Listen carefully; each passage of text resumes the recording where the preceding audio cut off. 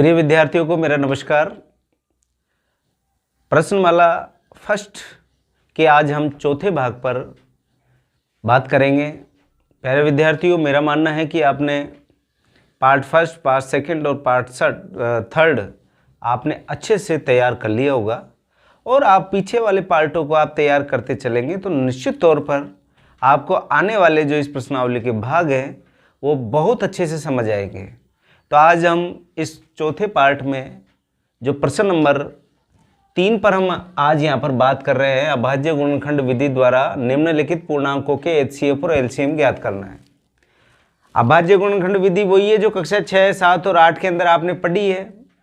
यानी आपको जो भी संख्या मिले उसको अभाज्य गुणनखंड के रूप में आपको लिखना है और वहाँ से आपको एलसीएम और एचसीएफ वहाँ से ज्ञात करना है। तो कोई नई प्रश्नमाला नहीं है, नया क्वेश्चन नहीं है, ये मान के चलो आपकी छोटी कक्षाओं की बात सारे यहाँ पर कर रहे हैं।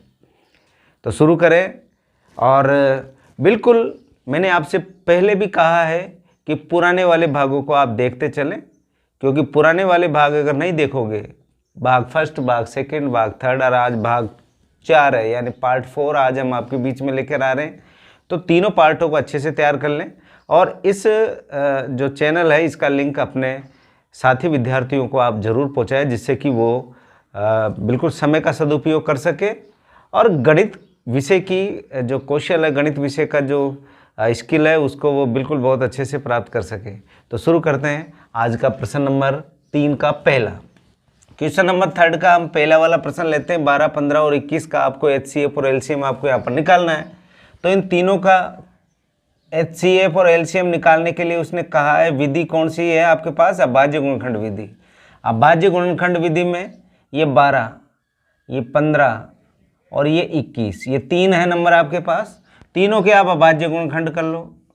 भाई जिसको डायरेक्ट टुकड़े आते हैं वो तो डायरेक्ट लिख सकता है, जिसको डायरेक्ट टुकड़े नहीं आते वो ऐसे बिल्कुल अभाज्य गुणनखंड विधि से आप इसके टुकड़े कर लो। 2 6 बार गया, फिर 2 का भाग 6 में दिया, 3 बार गया, फिर 3 एकम 3। ये पहला काम पूरा किया आपने, यानी 12 बराबर 2 इंटू 2 इंटू 3। इसको लिख सकते हैं हम 2 की पावर 2 कितनी बार आ रहा है, 2 बार, 2 की पावर 2 इंटू 3, ये लिख दिया हमने, यानी 2 की पावर 2 इंटू 3। ये किसका अभाज्य गुणनखंड कर लिया आपने, 12 का। अब 15 का कर लीजिए। ये 15 है आपके पास, 2 से जाएगा नहीं भाग क्योंकि विषम संख्या का एक अंक, तो यहाँ पर 3 से 3 पंजे 15, फिर 5 से 5 एकम 5। तो जमा के लिख दें यहाँ पर 15 बराबर 3 इंटू 5। ठीक, ये सब एक एक घात में, ये ध्यान रखना, जिसके ऊपर घात नहीं वो सिंगल घात समझे आप उसको। अब आ गया 21, यानी 21 का आपको अभाज्य गुणनखंड करना है। 2 से नहीं जाएगा, 3 से जाएगा, 3 7 21, फिर 7 से जाएगा, 7 एकम 7। अब देखिए यहाँ पर आ गया 21, यहाँ पे आ गया आपके पास 3 इंटू 7, यानी इनके ऊपर पावर नहीं है तो पावर आप एक एक माने। कहते हैं ना जिसका कोई नहीं होता उसका ईश्वर होता है, ऊपर वाला मालिक होता है 1। तो यहाँ पर आप ये समझे 3 एक बार ही आ रहा है तो 3 की घात 1 है और 3 की घात 1 का मान 3 ही होता है। 7 की घात 1, 7 की घात 1 का मान 7 ही होता है। तो इस तरीके से अब आपको यहाँ पर एलसीएम और एचसीएफ यहाँ पर निकालने हैं। इसके लिए सीधी सीधी मैंने आपको बात बता रखी है कि जब भी आप अभाज्य गुणनखंड विधि से जब एचसीएफ निकालें, सबसे पहले हम बात करते हैं यहाँ पर एचसीएफ की। एचसीएफ निकालेंगे तो आपको यहाँ से ढूंढना है कि वह कॉमन संख्या और कॉमन संख्या पर भी घात मिनिमम। यहाँ पर कॉमन संख्या कौन है, 3 3 और ये 3, और 3 पर घात कितना, 1 1 1। तो ये मिनिमम घात वाली संख्या लेनी है एचसीएफ में, तो ये आ गई 3। ठीक है, इसके बाद में एलसीएम। एलसीएम में ये जो संख्या है, यानी जो संख्याएं इसकी अधिकतम घातों को आपको लिखना पड़ेगा। यहाँ पर एचसीएफ में तो जो कॉमन नंबर है, कॉमन नंबर की न्यूनतम वाली घात, और एलसीएम में क्या करेंगे, जो कॉमन नंबर है उसके अधिकतम घात और बाकी बचे हुए नंबरों को भी इसके साथ गुणन में लिख देंगे। तो यहाँ पर आ गया 3 की घात 1 तो है, आएगा ही आएगा, इंटू ये 2 की घात 2 भी आ गया आपके पास, इंटू कितना है 5 की घात 1 इंटू 7 की घात 1। ठीक है, ये आ गया 3, 2 दूने 4, इंटू 5 इंटू 7। देखो ये 5 चौक 20, 7 को 3 से गुणा किया, 7 ये 21 इंटू 5 चौक 20, 20 को 21 से गुणा किया, 21 दूने 42, 420। तो आपके पास जो एलसीएम निकल के आ गया वो कितना आया आपके पास? आप कहेंगे सर जो एलसीएम निकला वो तो आ गया 420, और जो एचसीएफ निकला वो कितना आया? 3 आया। आपको एलसीएम और एचसीएफ ही निकालना था, ये नंबर 1 और ये नंबर 2, ये एलसीएम ही निकाला आपने। इस तरीके से आपको इनका एलसीएम निकालना है। जो हम बिल्कुल एक लाइन में हम बात करें कि एचसीएफ के अंदर जो तीनों संख्याओं में जैसे 12, 15 और 21 के जो अभाज्य गुणनखंड आपने निकाले हैं, इन अभाज्य गुणनखंडों में आपको कॉमन संख्या ढूंढनी है और कॉमन संख्या पर भी मिनिमम घात ढूंढनी है। ऐसा नहीं यहाँ पर 3 की घात 3 होता है, यहाँ पर 3 की घात 1 होता है, यहाँ पर 3 की घात 1 होता है, तो आप 3 की घात 3 को नहीं लेते, 3 की घात 1 को लेते। यानी जो तीनों जो संख्याएं 12, 15 और 21 के अभाज्य गुणनखंड में जो उभयनिष्ठ संख्या यानी कॉमन संख्या उसकी मिनिमम घात आपको लेनी है, तो वो तो आ गया एचसीएफ। और जो एलसीएम के लिए क्या करेंगे? एलसीएम के लिए इसको ऐसे लिख ही देंगे, लिखने के बाद में जो कॉमन संख्या उसकी भी अधिकतम घात और बाकी जो संख्याएं उन सबको वहाँ पर लिख देते हैं, और लिखकर हम बिल्कुल इसको गुणा करके और एलसीएम निकाल लेते हैं। यानी एचसीएफ में तो मिनिमम और एलसीएम में मैक्सिमम जितनी भी घातें हैं उसके उस सबको लिखते हैं यहाँ पर। ठीक है, इसके बाद में आपका सेकंड वाला क्वेश्चन देखो। अब यहाँ पर ये सेकंड वाले क्वेश्चन में आपको कहा है उसने कि 17, 23 और 29। अब इसको देखो, 17 का गुणनखंड करेंगे तो 17 को यानी 1 इंटू 17 देख लो आप, क्योंकि 17 के और को टुकड़े अभाज्य संख्या है 17, तो 17 स्वयं का भाग जाता है और 1 का भाग जाता है, इसके अलावा नहीं जाता। इसी तरह 23 है, ये भी 1 इंटू 23। इसी तरह 29 है, 1 इंटू 29। अब आपको एचसीएफ निकालना है। जो भी कॉमन नंबर आपको नज़र आ रहा है, क्या नज़र आ रहा है? 1 आ रहा है, तो ये एचसीएफ तो क्या आ गया आपके पास? 1 आ गया। अब आपको एलसीएम निकालना है। एलसीएम के लिए ये कॉमन तो आएगा ही आएगा इसके बाद में 17 आएगा, 23 आएगा और 29 आएगा। और आपको 17, 23 और 29 अब क्या करना पड़ेगा? 17, 23 और 29 को जब आपको गुणा करेंगे तो 11,339 आएगा। 11,339 ये किसका मान आया? एलसीएम का मान आया।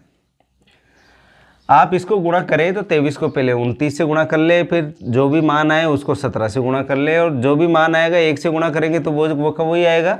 तो यहाँ पर जब हमने यहाँ पर गुणा किया, आप इसको गुणा रफ कार्य में करें आसानी से और चेक करते हुए करें कि भाई हमने जो गुणा किया वो गलत तो नहीं किया, क्योंकि गलतियाँ गुणन यानी गुणा करने पर और भाग करने पर हमसे जल्दी में हो जाती है। तो आप इस बात की विशेष बिल्कुल सावधानी रखें कि हम ये गुणन क्रिया में हम गलती नहीं करें। तो 11,339 इसका क्या गया? एलसीएम यहाँ पर निकाल लिया। अब आता है इसका थर्ड वाला क्वेश्चन। अब थर्ड वाले क्वेश्चन के लिए आगे बढ़ते हैं।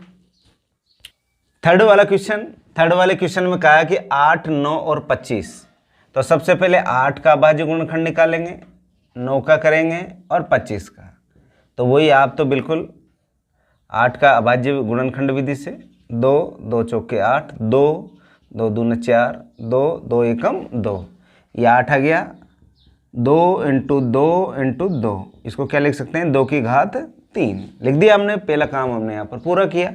यानी कि कोई भी संख्या आपको दे, विधि अभाज्य गुणनखंड विधि हो, तो आप अभाज्य गुणनखंड विधि से इसके क्या कर दो? गुणनखंड कर दो, और उन गुणनखंडों को आप इस तरीके से जमाएं, उसको अधिकतम घातों के रूप में यहाँ पर लिख लो। जैसे 2 की घात 3 है तो 2 की घात 3 लिख दिया, अगर 2 की घात 4 होता तो 4 लिख देते। इस तरीके से यहाँ पर जमाना है। इसके बाद में 9 का अभाज्य गुणनखंड कर लो। ये 9 ये आ गया, देखो 2 से तो जाएगा नहीं, 3 से जाएगा, 3 3 9 और ये 3 एकम 3, तो इस 9 को लिखा हमने 3 इंटू 3। अब इसको क्या लिख सकते हैं? 3 की घात 2।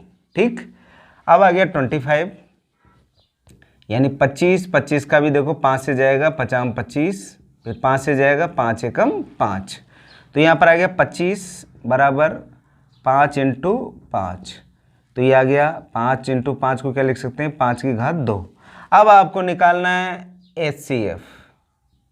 अब एचसीएफ में मैंने आपको बता रखा है जो कॉमन नंबर है तीनों में, उस कॉमन नंबर की मिनिमम पावर आपको लेनी है। अब यहाँ पर 2 की घात 3, 3 की घात 2, 5 की घात 2, कॉमन नंबर नज़र नहीं आ रहा। मैंने कहा जब नज़र नहीं आता तो कौन होता है, 1 होता है। तो यहाँ पर HCF तो आपने क्या निकाल लिया, 1। यहाँ पर बच्चे कंफ्यूज हो जाते हैं कि सर यहाँ पर तो कॉमन कुछ नज़र आ ही नहीं रहा है। अरे प्यारे विद्यार्थियों, जहाँ पर किसी का कोई नहीं होता, ऊपर वाला होता है। तो यहाँ पर क्या हो गया, 1 तो इन सबके साथ होगा, यानी 1 1 1, यानी तो 1 को अपन HCF के रूप में लिख लेते हैं। अब आता है आपका LCM। LCM के अंदर वही काम अपना, तो इन सब को लिख लो अधिकतम घात के रूप में। 2 की घात 3 इंटू 3 की घात 2 इंटू 5 की घात 2, वही 2 की घात 3, 2 दूनी 4 दूना 8 इंटू 3 3 9 और 25। ठीक है। अब देखो यहाँ पर गुणा कर लो, यहाँ पर गुणा करेंगे 8 9 और 25। ठीक है। तो यहाँ पर आ जाएगा 25 को 9 से गुणा करेंगे तो ये आ गया 225 इंटू 8। अब गुणा कर लो, 8 पंजे 40, 4 8 दूना 16 और 4 20 का 0 हासिल के 2, 8 दूना 16 17 18। ये आपके पास जो इसका LCM जो निकल के आया, वो LCM आपके पास कितना आया, 1800 आया। तो यहाँ पर LCM बराबर कितना आ गया, 1800। ये जो गुणन वाली क्रिया है आप रफ कॉपी में करें। जो भी आपका पीछे का जो एग्जाम में पेज आता है उसको आप रफ कार्य के लिए यूज में लें और वहाँ पर आप इसको गुणा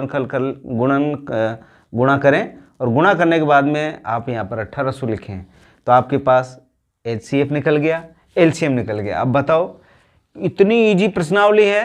कुछ ही सवाल ऐसे हैं जो थोड़े से हमें नया है, वो अटपटे लगते हैं, क्योंकि हमारी जो कक्षा 9 की जो पहली प्रश्नावली है उसके कंसेप्ट हमको अच्छे से क्लियर नहीं, इसलिए थोड़े से वो सवाल अटपटे लगते हैं। नहीं, बहुत इजी प्रश्नावली है, तो हम इसको बहुत तरीके से यहाँ पर इसको सरल करेंगे। आगे बढ़ते हैं। अगला प्रश्न हमारे बीच आ रहा है क्वेश्चन नंबर 4। क्वेश्चन नंबर 4 में आपको कहा है कि HCF 306 और 657 का कितना दे रखा, 9। यानी दो संख्याएं आपको यहाँ पर मिल रही है, एक तो 306 और एक 657, और इसका HCF कितना दे रखा है आपके लिए, यहाँ पर 9 दे रखा है। तो उसने कहा कि LCM 306 657 ज्ञात कीजिए। यानी आपको दोनों संख्याएं दे रखी है, प्रथम संख्या और द्वितीय संख्या। प्रथम संख्या आपके पास 306, द्वितीय संख्या 657 है, और इस दोनों संख्याओं का जो HCF है वो कितना दिया हुआ है, 9 दिया हुआ है। तो LCM आपको, इसी संख्या का LCM आपको क्या करना है, ज्ञात करना है। तो यहाँ पर लिखेंगे हल। हम जानते हैं कि, हम क्या जानते हैं, हम जानते हैं कि प्रथम संख्या गुणा द्वितीय संख्या बराबर HCF इंटू LCM। चाहो तो आप इसको इससे ऐसे भी लिख सकते हो, A into B HCF into LCM, क्योंकि इस तरीके से हमने लिखाया था आपको, और A को पहली संख्या और B को दूसरी संख्या के रूप में हमने वहाँ पर समझा था। अब यहाँ पर 3 आपको बातें दे रखी है। फर्स्ट दे रखी है 306, पहली संख्या है, तो यहाँ पर लिख दिया मैंने 306, इंटू दूसरी संख्या कितनी दे रखी है, 657, ये 657 लिख दिया, बराबर HCF कितना दे रखा है, 9 दे रखा है, ये 9 लिख दिया, इंटू LCM आपको ज्ञात करना है। ठीक।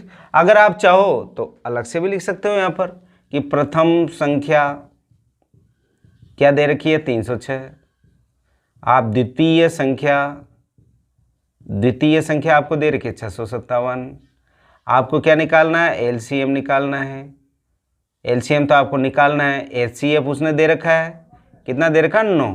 ये सारे के सारे मान उठा के किस में रख दिए हमने, ये जो आपका जो आप इसको जानते हो, प्रथम संख्या इंटू द्वितीय संख्या HCF इंटू LCM, इसको आप ये मान के चलो सूत्र के रूप में हमारे पास, तो इसमें रख दिया। रखने के बाद में 9 को क्या किया हमने, ब्रज गुणन किया, तो 9 चलेगा बटे में, तो यहाँ पर आ गया LCM बराबर 306 इंटू 657 बटा 9। क्या किया, बटे में। जिस प्रकार अपन ये LCM को इधर लिखना था मेरे को, लेकिन मैंने इसको इधर लिख दिया, 9 चले गए बटे में। अब काट लो, 9 एकम 9, 9 तीस 27, ठीक है, 9 तीस 27, कितना बचा, 28 29 30, 3 बचा 6, 9 चौक का 36। तो आपके पास आ गया LCM बराबर 34 इंटू 657। अब आप गुणा कर लो। जब आप इसको गुणा करोगे अलग से तो आपके पास जो आंसर आएगा वो 22,338 आएगा। यहाँ पर आएगा 22,338। किसका मान निकाला आपने, एलसीएम का मान निकाला, तो आपके पास सीधा सीधा जो एलसीएम निकल के आ रहा है यहाँ पर इसका 22,338। आप गुणा करना है इसको अलग से गुणा करके देख लें, आपको ज़्यादा वो नहीं कि आप रट्टा मारे। ये देखो 657 इंटू 34, 34 का पहाड़ा याद नहीं तो 4 से करो, 7 चौक 28 के 8 2, 5 चौक 20 और 2 22 का 2 हासिल के 2, 6 चौक 24 25 26, अब 3 से 7 तिया 21, 2 5 3 15 16 17, 1 इधर से 36 18 1 19, आपका 8 3 ये आ गया, देखो 6 2 12 और 1 13 का 3 हासिल का 1, 10 और 2 12, ये आ गया आपके पास 12, 1 हासिल का इधर गया 22, आ गया देखो 22,338। ये कार्य आपको रफ कॉपी में करना है। ये मान के चलो आप तो 34 इंटू 657 के नीचे 22,338 लिखोगे, तो इसके लिए करना क्या पड़ेगा, इसके लिए आपको गुणा करना पड़ेगा। अगर वो यहाँ पर एलसीएम पूछा है, अगर एलसीएम दे देता 12,338 यहाँ पर और एचसीएफ पूछता, तो यहाँ पर एलसीएम की जगह क्या लिख देते, 22,338 लिख देते, यहाँ पर एचसीएफ लिख देते, ये चले जाता बटे में, फिर इसको जब हम हल करते तो आपके पास सीधा उत्तर आ जाता 9। वो प्रथम संख्या भी पूछ सकता था, वो द्वितीय संख्या पूछ सकता था, यानी कि इस प्रकार के सवालों में आपको 3 नंबर आपको देगा वो, यानी संख्या दे दे दोनों, एलसीएम पूछ सकता है, एचसीएफ पूछ सकता है, आपको एलसीएम और एचसीएफ दे दे पहली संख्या पूछ सकता है। तो आप किसी भी तरीके से वो पूछे, आपको तो बिल्कुल प्रिपेयर होना है कि हमको किस तरीके से इसको बहुत अच्छे से सवाल को सरल करना है। तो मेरा मानना है सवाल आपको समझ आ गया होगा। आगे बढ़ते हैं अगले प्रश्न की ओर। अगले प्रश्न पर बात करते हैं। अगला प्रश्न हमारे पास क्वेश्चन नंबर 5, जांच कीजिए कि क्या किसी प्राकृत संख्या n के लिए संख्या 6n अंक 0 पर समाप्त हो सकती है क्या। आपको पहचानना है कि होगा या नहीं होगा। अब आपको पता है किसी भी संख्या, यहाँ पर क्या कहा है कि 6n अंक 0 पर समाप्त हो सकती है क्या। अब आप सोचे, जैसे कोई भी संख्या हम ले लेते हैं, जैसे 60 ले ली, इकाई का अंक क्या है 0। अब देखो 60 ले ली हमने, तो यहाँ 2 से इसको अभाज्य गुणनखंड किया 30, फिर 2 से 15, फिर कितना आ गया 3 से 3 पंजे 15 और 5 एकम 5। यानी जब भी इकाई के अंक पर ये 6n अंक 0 पर समाप्त हो रहा हो, तो इसका एक गुणनखंड 5 जरूर आता है। कितना जरूर आता है 5। अगर 5 आ जाता है तो हम कह देंगे भैया कि 0 पर समाप्त होगा, और 5 नहीं आता तो हम कह देंगे कि 0 पर समाप्त नहीं होगा। तो यहाँ पर यदि 6n का इकाई का अंक 0 है, हम यहाँ पर हल में लिखें, यदि प्रश्न में दे रखा है यदि 6n अंक 0 पर या 6n अंक का ये ऐसे लिखो, 6n का इकाई का अंक 0 है। किसका, 6n का इकाई का अंक अगर 0 है तो इसका एक गुणनखंड कितना होना चाहिए, 5 होना चाहिए। मैंने अभी भी आपको एग्जाम्पल के तौर पे बताया, 0 कोई सा भी ले लो आप, जैसे मैंने ले लिया 20 ले लिया, तो 2 10 बार गया, फिर 2 5 बार गया, फिर 5 एकम 5 आ गया 5। और ले लो आप 60 ले लिया अपन ने, जैसे 100 ले लो, ये 2 ले लिया, क्योंकि इकाई का अंक कितना 0 है ना 2 50, फिर 2 25, फिर 5 5, फिर 5 1, तो ये 5 जरूर आएगा। ये मान के चले, अगर इकाई का अंक किसी भी, जैसे 6n का इकाई का अंक 0 है ना, तो इसका एक जो गुणनखंड है वो कितना अवश्य होगा, 5 होगा। तो यहाँ पर लिखेंगे, अतः इसमें एक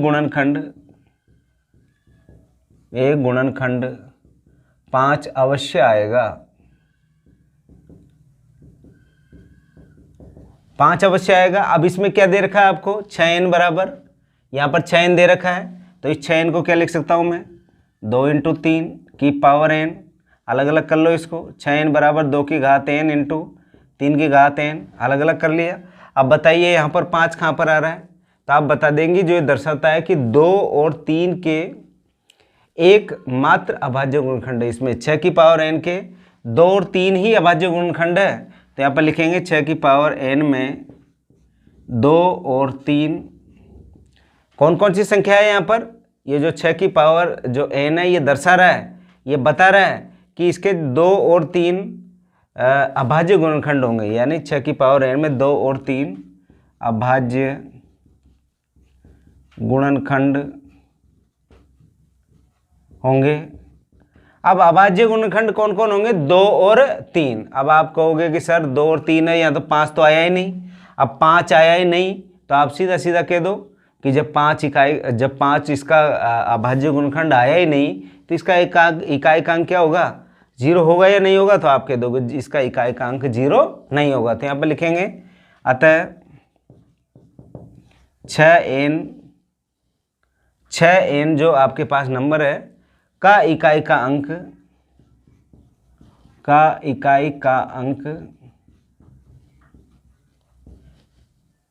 0 नहीं आएगा। या इस तरीके से लिख दो 6n 0 पर समाप्त हो सकता है क्या? तो आप लिख दो नहीं होगा समाप्त। नहीं क्यों होगा? क्योंकि यहाँ पर 5 नहीं आया। देखो 2 और 3 ही है, यहाँ पर 5 कहाँ पर है? तो आप कह दोगे 6n में 2 और 3 या 2 और 3 ही अभाज्य गुणनखंड के रूप में है। और 2 और 3 के अब 2 3 तो है लेकिन क्या नहीं है? 5 नहीं है। तो आप सीधा सीधा यहाँ पर कह सकते हैं कि जब 6n जब आपने इसके 6n के जब अभाज्य गुणनखंड किए 2 × 3 यानी 2 की पावर n और 3 की पावर n के रूप में जब आपने इसको बदला तो बदलने के बाद में आप सीधा सीधा ये कह सकते हो कि जो हमको ये दिख रहा है कि 2 और 3 6n के एकमात्र अभाज्य गुणनखंड है। यानी 2 और 3 एकमात्र अभाज्य गुणनखंड होंगे। इसके अलावा आपको और कोई अभाज्य गुणनखंड नजर नहीं आ रहा। और हमको चाहिए क्या था? 5। अगर 5 होता तो हम कह देते 0 पर समाप्त होता है। 0 पर समाप्त होने का मतलब इकाईकांक क्या होना? 0। ये ध्यान रखना। जैसे 50 है, अब ये 6n के रूप में अगर 50 है तो समाप्त किस पे हो रहा है? 0 पे। तो ये 0 पे समाप्त हो रहा है। बट यहाँ पर अगर 5 की घात n आ जाता है या इस तरह से हमको 5 के रूप में कोई गुणनखंड हमको मिल जाता है अभाज्य गुणनखंड, तो हम कह देते कि 0 पे समाप्त होगा, अदरवाइज 0 पे समाप्त नहीं होगा। सवाल बहुत ईजी है, थोड़ा सा समझना है। वापस समझ ले इसको कि 6 की पावर n का इकाईकांक 0 अपन ने मान लिया। अब जब 6 की पावर इकाईकांक 0 होगा तो इसका एक गुणनखंड किसके रूप में होगा? 5 जरूर आएगा, क्योंकि मैंने आपको 3 एग्जाम्पल दे दिए। ये 5 ये 5 ये 5 आ रहा है। अब 5 आ जाएगा तो ठीक है, नहीं आएगा तो मना कर देंगे। तो यहाँ पर 6 की पावर n है तो 2 × 3 की पावर n, इन दोनों को अलग अलग कर लिया तो 2 और 3, यानी जो आपके 2 और 3 जो 6 की पावर n के एकमात्र अभाज्य गुणनखंड है। तो ये एकमात्र अभाज्य गुणनखंड होने के नाते 6n का इकाईकांक 0 नहीं आएगा। ये कन्फर्म मान के चलना। तो इसको इस तरीके से लिखना। कोई बड़ा क्लूज नहीं, कोई बड़ा इस तरह की प्रॉब्लम क्रिएट नहीं कर रहा है सवाल। थोड़ा सा आपको ये समझ आना चाहिए उदाहरण के तौर पे कि सर ये इकाईकांक 0 का मामला क्या है। कोई सी भी संख्या ले लेना आप जिसका इकाईकांक 0 हो तो उसमें 5 जरूर गुणनखंड आएगा। ये कन्फर्म मान के चलना। तो इस तरीके से हमने इस सवाल को यहाँ पर पूरा किया। प्रश्न नंबर 6 की ओर चलते हैं। अगले प्रश्न पर बात करते हैं। क्वेश्चन नंबर 6 पर व्याख्या कीजिए 7 × 11 × 13 + 13, यानी आपके पास 7 × 11 × 13 + 13 और 7 × 6 × 5 × 4 × 3 × 2 × 1 + 5 भाज्य संख्याएं हैं और क्यों हैं। अब ये समझ लें एक बार, भाज्य और अभाज्य संख्या है। मैंने आपको बता रखा है वहाँ पर स्टार्टिंग में ही भाज्य और अभाज्य संख्या है। जैसे मैंने यहाँ पर लिख दिया है, यहाँ पर 20 लिखा, ठीक है। अब 20 में अपन इसके देखो टुकड़े करते हैं। 20 के वो अभाज्य गुण इसका वो कर लेते हैं टुकड़ा। तो 2 कितने बार गया? 10 बार। फिर 2 कितने बार गया? 5 बार। फिर 5 1 बार गया। अब देखो यहाँ पर इस 20 के जो टुकड़े होंगे यानी 20 के जो भाग किस किस में जा सकते हैं? 2 का भी जा सकता है, इसके बाद में 5 का भी जा सकता है, 1 का भी जा सकता है, 20 का भी जा सकता है। आप कहोगे सर अभी तो 10 का भी जा सकता है इसमें भाग, ठीक है। आप कहेंगे सर और किसका जाएगा? 4 × 5 = 20, 4 का भी जा सकता है। तो देखो भाज्य संख्या वो होती है जिसमें पहले अभाज्य संख्या समझ लो। जैसे हमने यहाँ पर लिखा 7। अब 7 के टुकड़े करेंगे तो 1 × 7 ही आएगा, यानी स्वयं के और 1, यानी 1 और स्वयं का ही भाग इस संख्या में जा रहा है, स्वयं का और 1 का। तो वो संख्या क्या कहलाती है? अभाज्य संख्या। अब 1 और स्वयं तो है ही, इसके अलावा देखो 10 का भी जा रहा है, 5 का भी जा रहा है, 2 का भी जा रहा है, 4 का भी जा रहा है। तो ये संख्या कौन सी संख्या कहलाई? भाज्य संख्या। ये कन्फर्म आप ध्यान रखना। जैसे आपके पास 10 है, 10 में देखो 2 का भी जाएगा, 2 के बाद में किसका जाएगा? 5 का भी जाएगा, 1 का भी जाएगा भाग इसमें देखो 2 का जाएगा, 5 का जाएगा और 10 का जाएगा। अब देखो 10 में 1 और 10, ये तो दो नंबर आ गए यानी इसके, और ये 2 और बच गए। तो ये कौन सा नंबर हो गया आपके पास? भाज्य संख्याएं हो गई। ये भाज्य संख्या क्यों हुई 10? क्योंकि इसमें स्वयं और 1 के अलावा और भी संख्याओं का भाग जाता है, इसलिए ये भाज्य संख्या हो गई। और ये जैसे 7 लिया था 1 × 7, तो 1 × 7 का अर्थ क्या हो गया कि 1 और 7 के अलावा किसी भी संख्या का इस 7 में भाग नहीं जाता। ये ऐसे मान के चलो 7 के केवल 2 अभाज्य गुणनखंड होते हैं। कितने होते हैं? 2, क्योंकि देख लो 1 और 7, इसके अलावा कहाँ हुआ। अब यहाँ पर भी इसी पैटर्न को अपन को ध्यान में रखते हुए इस सवाल को हमको हल करना है। यहाँ पर दे रखा है हल में अब देखो यहाँ पर संख्या ले लेते हैं 7 × 11 × 13, और इसको लिखते हैं हम 7 × 11 × 13 + 13। अब यहाँ पर देखो ये तीनों नंबर एक ही है और ये अलग है, क्योंकि बीच में किसका चिन्ह है? प्लस का है। अब यहाँ पर 13 को कॉमन ले लो, ये 13 कॉमन आ गया, ये आ गया 7 × 11 + 1, क्योंकि ये 13 तो कॉमन बाहर निकल गया तो 1 बचा है यहाँ पर। अब आपको ये पता लग गया कि इस संख्या को जब भी हल करके पूरी को जब जोड़ के 13 का भाग इस पूरी संख्या में जाता ही जाता है, ये पक्का मान के चलना। तो पहली बात हो गई यहाँ पर। और 13 का पूरा भाग जा रहा है, इसका अर्थ ये हो गया है कि यह एक अभाज्य संख्या नहीं है, क्योंकि इसमें किसका भाग जा रहा है? 13 का जा रहा है, तो यानी 13 इसका एक गुणनखंड है। तो यहाँ पर लिखेंगे यह एक अभाज्य संख्या नहीं है, यह एक अभाज्य संख्या नहीं है, अभाज्य संख्या नहीं है, क्योंकि इसमें अभी मैंने बताया, क्योंकि इसमें किसका भाग जा रहा है पूरा, तो आप बताओगे इसमें 13 इसका एक गुणनखंड होगा, और गुणनखंड का अर्थ क्या हो गया? इस संख्या में पूरा भाग जाना। तो यहाँ पर लिखेंगे इसका 13 एक गुणनखंड होगा, 13 क्या होगा? एक गुणनखंड होगा। ये पहली बात तो हमने कर ली। तो यहाँ पर कह देंगे एक अभाज्य संख्या नहीं है, तो कौन सी संख्या है? ये भाज्य संख्या है। तो अब दूसरे नंबर पे देखो, अब इसको, इस वाले को देखो, जैसे 7 × 6 × 5 × 4 × 3 × 2 × 1 + 5। अब इनमें भी ये 2 नंबर है, एक तो इधर वाला और एक ये 5। अब ये देखो 5 को कॉमन ले लो, तो यहाँ पर आ गया 7 × 6 × 4 × 3 × 2 × 1 + 1। यहाँ पर भी देखो 5, जो ये 5 है, ये 5 इस पूरी संख्या का क्या होगा? ये गुणनखंड होगा। तो यहाँ पर लिखेंगे यह एक अभाज्य संख्या नहीं है, अभाज्य संख्या नहीं है, क्योंकि इसमें किसका? आप कहोगे इसमें यहाँ तो 13 था, यहाँ पर कितना है आपके पास? 5। इसमें 5 एक गुणनखंड होगा। अतः दोनों संख्याएं उतारेंगे, 7 × 11 × 13 + 13 और 7 × 6 × 5 × 4 × 3 × 2 × 1 + 5 भाज्य संख्याएं हैं। कौन सी संख्याएं हैं? भाज्य संख्याएं हैं।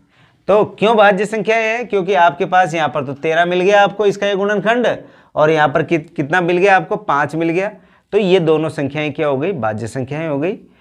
अगर इसमें कॉमन नहीं निकलता तो आप कह देते कि ये संख्या भाज्य नहीं है, क्या है? अभाज्य संख्या है।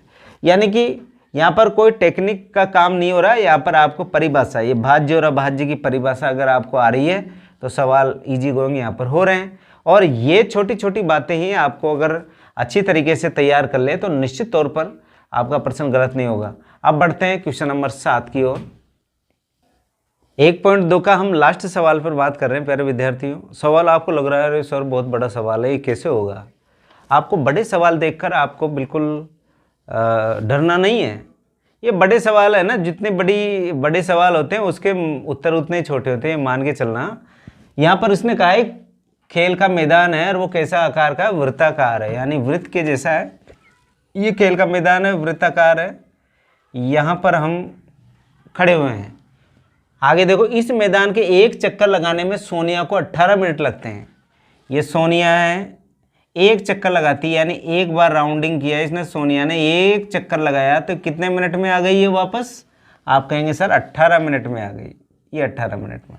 अब इसी बिंदु पर कौन है दूसरी?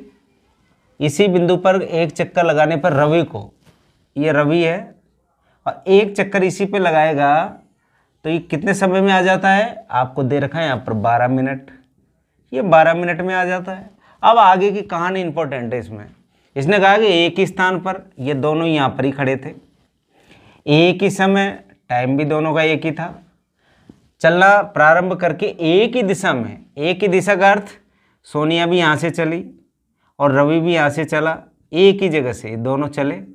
अब आप देखोगे कि जब सोनिया एक चक्कर यानी 18 मिनट में आएगी, एक चक्कर, अगर 2 चक्कर होगा तो 18 इंटू 2 यानी 18 दूना 36 मिनट में आएगी।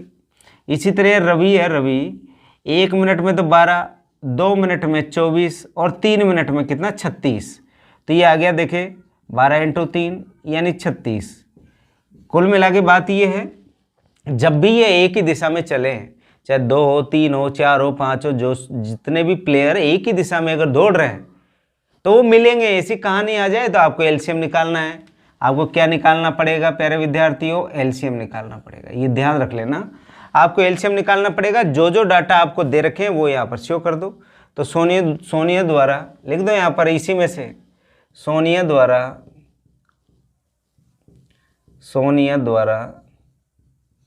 एक चक्कर में लगा समय, आप कह देंगे सर 12 मिनट लगते हैं सोनिया को। तो ये तो सोनिया की बात कर ली, सोनिया का एक चक्कर हो गया। अब इसी तरह रवि का भी एक चक्कर ले लो। रवि द्वारा, ये मैदान लिख दो यहाँ पर, मैदान की बात हो रही है। रवि द्वारा मैदान में एक चक्कर में लगा समय, एक चक्कर में लगा समय कितना लग रहा है यहाँ पर? आप कह दोगे सर ये जो रवि है, रवि द्वारा 12 मिनट लग रहे हैं, वो सॉरी ये सोनिया का तो कितना है? 18 है, और रवि का कितना है? 12 मिनट है। ठीक है, यहाँ पर हमने 18 की जगह 12 लिख दिया था, कोई कंफ्यूज नहीं है। यानी सोनिया यहाँ पर दे रखा है कि मैदान का एक चक्कर लगाने में सोनिया तो लगा रही है कितना टाइम? 18 मिनट। और जो रवि है, रवि कितना मिनट लगा रहा है? 12 मिनट लगा रहा है। आपको क्या निकालना है? आपको निकालना है कि वे पुनः प्रारंभिक स्थान पर मिलेंगे। तो यहाँ पर लिखेंगे वे पुनः प्रारंभिक स्थान पर मिलेंगे। इसके लिए क्या करेंगे? इसके लिए करेंगे एलसीएम निकालेंगे। किस किस का? 18 और 12 का। आपको 18 और 12 का क्या निकालना पड़ेगा? यहाँ पर एलसीएम निकालना पड़ेगा। अब आपके पास विधि तो वही है। कौन सी विधि? वही 18 का वही। आप अभाज्य गुणनखंड कर दो, 2 9 दून 18, फिर 3 3 3 9, फिर 3 3 एकम 3। ठीक है, ये 18, ये 2 इंटू 3 इंटू 3, इसको क्या लिख सकते हैं? 2 इंटू 3 की घात 2। अब दूसरे नंबर पे देखो कौन है यहाँ पर? 12, 2 2 6 की 12, फिर 2 3 6, फिर 3 एकम 3, ये आ गया 12। यहाँ पर लिख दो 2 इंटू 3 यानी 2 की घात 2 इंटू 3। ठीक है, अब आपको क्या निकालना है? एलसीएम निकालना है, लसापा निकालना है। तो एलसीएम के लिए मैंने कहा था, एचसीएफ के लिए तो जो कॉमन अभाज्य गुणनखंड होता है उभयनिष्ठ, उसकी छोटी घात लेते हैं, यहाँ पर बड़ी घात लेते हैं। यहाँ पर देखो 2 की घात 1 है, यहाँ पर 2 की घात 2, तो 2 की घात 2 इंटू 3 की घात 2, 3 की घात 1 है, यहाँ पर 3 की घात 2, 2 इंटू 2 इंटू 3 इंटू 3, 2 दूना 4, 4 ती 12, 12 तिया 36। आपने एलसीएम कितना निकाल लिया? 36 निकाल लिया। अब ये 36 एलसीएम किसका है? समय का। और समय जो है वो समय आपके पास किस में दे रखा है? यहाँ पर मिनट में दे रखा है। तो आप दोनों लिखे, इसके लिए लिखेंगे, अतः यहाँ पर लिख दें आप, यहाँ पर अतः सोनिया और रवि 36 मिनट बाद या 36 मिनट बाद अपने प्रारंभिक स्थान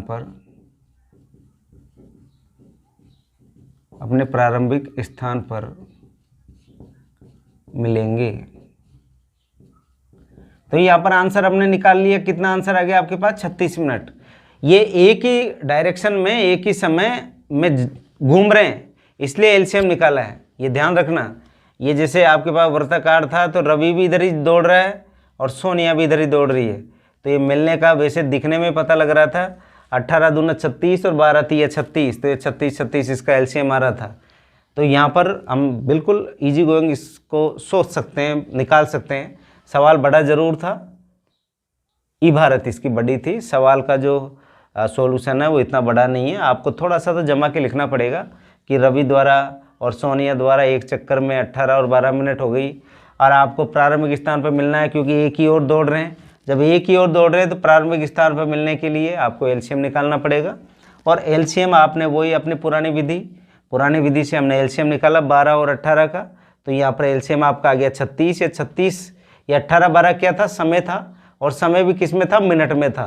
तो अतः सोनिया और रवि 36 मिनट बाद अपने प्रारंभिक स्थान पर मिलते हैं। इस तरीके से हमने 1.2 को यहाँ पर डियर स्टूडेंट पूरा किया। आप ये मान के चले कि आप एक एक बिंदु के एक एक प्रश्न को आप अच्छे से समझते चलें, क्योंकि यहाँ पर आपको फैसिलिटीज़ है। हम इस कक्षा के अंदर जब पढ़ते हैं तो वहाँ पर सर हमको पढ़ा के चले जाते हैं, फिर उसके बाद में हम देख नहीं पाते। आप इसी प्रश्न को आप 10 बार देखें ना, आप रिपीट कर करके 10 बार देखें। फिर भी अगर आपको डाउट्स लगे तो आप मेरे को बिल्कुल डाउट्स भेजें, और डाउट सेशन में आपके डाउट्स में वहाँ पर लूँगा कि कौन कौन से प्रश्नों पर डाउट्स है। चाहे मैंने प्रश्न वो समझा दिया, फिर भी अगर आपको डाउट्स लग रहा तो मैं उस प्रश्नों को निश्चित तौर पर आपको लूँगा। आपकी भी जिम्मेदारी है कि हमारा देश की जो आबादी है, लगभग 70-75% आबादी हमारी गाँव में रहती है, और गाँव के अंदर जो संचार क्रांति है, प्रत्येक गांव के अंदर एंड्रॉयड फ़ोन, लैपटॉप और कंप्यूटर्स सब पहुंच चुके हैं।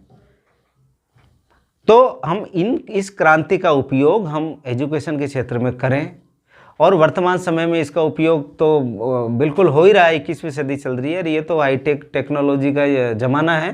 तो इस टेक्नोलॉजी के युग के अंदर प्यारे विद्यार्थियों, अपने जो साथी विद्यार्थी जो ग्रामीण क्षेत्र में रहते हैं वहाँ पर ये लिंक जरूर पहुँचाएँ। वो अंतिम छोर का अर्थ वहाँ पर जो ग्रामीण गांव है, गांव में भी एक ढाणी है, उस ढाणी पे बैठा हुआ जो स्टूडेंट वहाँ तक अपना ये ई क्लास अगर पहुँचे तो वहाँ तक बैठा हुआ विद्यार्थी भी इसको बहुत अच्छी तरीके से समझ पाएँ। क्योंकि ये मान के चले जैसे मैं आपको पढ़ा रहा हूँ, मेरा लिंक आप तक पहुँचता है, आप मेरे को समझ पाते हो, और समझने के बाद में आपको अच्छा लग रहा है तो आप अपने साथी विद्यार्थियों को बताते हो। तो इस तरीके से हम एक दूसरे तक हमारी कड़ी से कड़ी जोड़ते हुए चले जाएंगे, और हम शिक्षा के क्षेत्र में बहुत अच्छा नवाचार कर पाएंगे। और बच्चे बिल्कुल ये मान के चलें आपकी गणित को घर बैठे हल कर लेंगे। आपको कहीं इधर उधर आपको गणित के लिए दौड़ने की आवश्यकता नहीं पड़ेगी। प्यारे विद्यार्थियों, तो आप एक एक प्रश्न को एक एक तरीके से, बहुत धीरे धीरे तरीके से, हमने यहाँ पर आपके पास 35 और 45 मिनट की 35 मिनट और 45 मिनट के बीच में हमने आपके लिए लेसन दिया है। हमने ज़्यादा बड़ा 1 घंटे का नहीं लिया, हमने ज़्यादा छोटा भी 10 मिनट 5 मिनट, हम देखते हैं कि 5-5 मिनट के भी वीडियो अपलोड होते हैं, 10-10 मिनट के भी होते हैं, लेकिन हमने आपके लिए पूरी एक क्लासरूम, जैसे 40 मिनट की क्लास होती है, तो हमने कोशिश की है कि हम 40 मिनट तक आपकी क्लास को वहाँ पर ले जाएँ, और 40 मिनट की क्लास को आप अच्छे से समझ पाएँ। उसको आप बिल्कुल अपनी कॉपी में करें, और निश्चित तौर पर आप गणित के अंदर बहुत अच्छी कौशल विकसित कर पाओगे, ऐसा मेरा मानना है डियर स्टूडेंट। तो हमें शिक्षा की अलग ढाणी तक पहुंचानी है। इसके लिए आप भी कमर कस लें। मैंने तो कमर कसी रखी है पिछले 1.5 साल से, और आप भी कमर कस लें, क्योंकि हमें बिल्कुल अंतिम छोर तक अपनी मैथमेटिक्स को पहुँचाना है और बच्चों का भला करना है। ये मान के चलें। आज के लिए इतना ही प्यारे विद्यार्थियों। कल फिर हम इसी चैनल पर इसी समय आपको बिल्कुल मिलेंगे। आप 9 बजे से देखते हो तो आपको बिल्कुल एड फ्री मिलेगा, और 9 बजे बाद यानी 9 से 10 बजे बाद अगर देखते हो तो आपको एड भी बीच में डिस्टर्ब करते हैं, इसलिए आप 9 बजे ही देखने की कोशिश करें। 9 बजे क्लास हमारी शुरू होती है, तो 9 बजे आप सुबह प्रातःकाल बिल्कुल अपनी कॉपी, पेन, किताब और अपने मोबाइल को लीड लगा के अपने और अपनी रफ कॉपी को पेन को बिल्कुल तैयार करके फिक्स 9 बजे आप बैठ जाएं मेरे साथ। फिक्स 9 बजे हमारी क्लास शुरू होती है और निश्चित तौर पर आप को गणित बहुत सरल लगने लगेगी। अभी नई प्रश्नावली है, आप और हम जो टीचर और स्टूडेंट का जो कॉम्बिनेशन है अपना नया है, आप धीरे धीरे मेरे साथ घुल मिल जाओगे और बहुत अच्छी सी प्रोग्रेस कर पाओगे, क्योंकि हमें रुकना नहीं है। स्वामी विवेकानंद जी ने कहा है कि आपको निरंतर चलते जाना है। कब तक? जब तक कि हम लक्ष्य तक नहीं पहुंच जाए, वहाँ तक रुकना नहीं है। तो उसी परिकल्पना संकल्पना को ध्यान रखते हुए प्यारे विद्यार्थियों आप पढ़ते रहें। और इसी चैनल पर भगवान सिंह गुर्जर बोली SWM पर मैं कल पुनः 9 बजे फिर आपके बीच मुखातिब होऊंगा। धन्यवाद।